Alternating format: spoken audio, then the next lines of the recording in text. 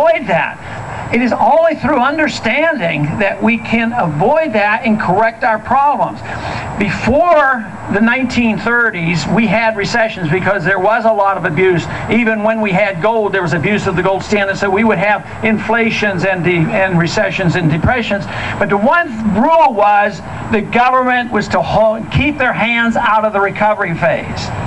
The last depression that we had before the Great Depression was 1921. It was 1 year. It hardly even makes the history books. But it was real sharp, very severe. It was a consequence of the inflation of 1917 and 1918 for World War I. But they kept their hands off.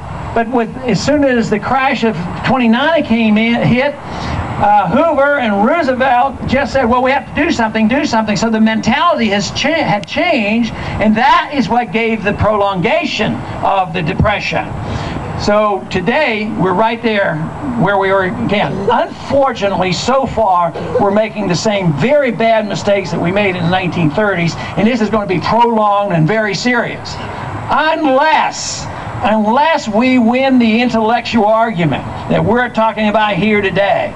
Individual liberty, morality and money, the Constitution, responsibility for ourselves, what freedom really means. If we win that, and we could eliminate all this pressure to perpetuate a deeply flawed system, if we win, this could be over in a year. The big problem is can you imagine how the people respond generally who want more stuff to say, oh, what is the answer to the recession and the problem we have today?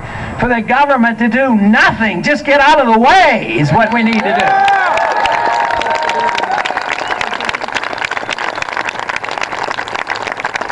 Of course, doing nothing has a very positive spin to it. Doing nothing means we're not going to tax you, and we're not going to regulate you. We're not going to tell you what to do with your life, and we're not going to tell you, and we're of course going to change our spending habits in Washington. To me, the easiest way for the government to spend less money. See, we have to spend less money, not more money, and balance the budget and pay off some debt. But do you think that people would accept the idea that we nickel and dime a few domestic programs? No, there's no way that would be we could sell that. But I really do believe that we are on to something when we talk about foreign policy, because the people are sick and tired of it. The peace candidate generally always wins or gets some benefit. In this last election, it was perceived that Obama was the peace candidate because he indicated that maybe he'd bring some troops home in 16 months from Iraq. I mean, that was the little tidbit he threw to us. We know that's not going to happen, and the war and more troops are going to be spread all around. But he was perceived as the peace candidate, just as LBJ against Goldwater was perceived as a peace candidate. Of course, Goldwater was obliterated. We get Johnson. What we get? More war. So what we need now is put the heat on the administration and all our members of Congress to say, look, we're sick and tired of it. You need to spend less money. You can spend less money by not throwing people dependent on food stamps and medical care at this moment by saying, let's cut this stuff overseas. And what does that mean on foreign policy? Completely different foreign policy.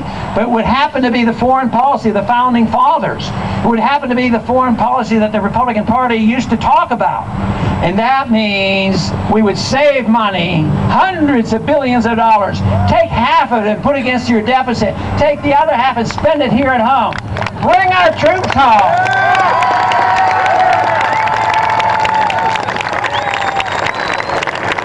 Just think how neat it would be if we didn't build bases in Saudi Arabia and Iraq and Iran and Afghanistan, just provoking people to hate our guts, bankrupting our country. At the same time, what do? We close our bases down here. We close down Ellington, a naval base down in Corpus Christi.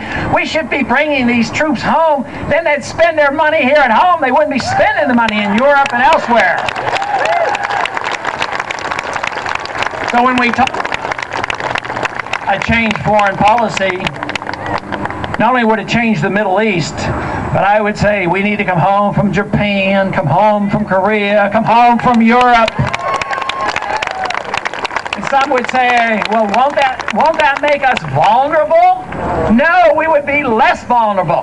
There is no government army around the world that would dare attack this country. We have no threat by enemies abroad. Our enemies are more domestic than ever before, so we need to be dealing at home.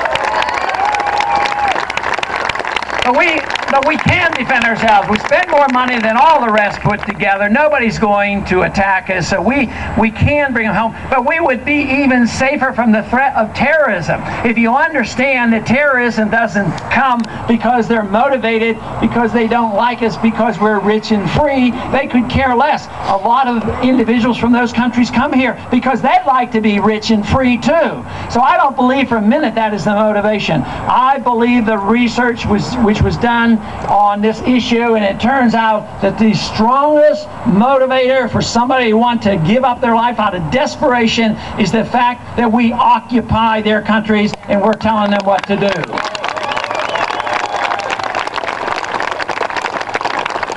So we do need a sea change in our foreign policy, because that's where we can save our money and take the pressure off the Fed to print the money. But of course, the monetary issue is the vehicle that has been used throughout centuries, where governments control the people and control the economy, and they control their foreign policy that way.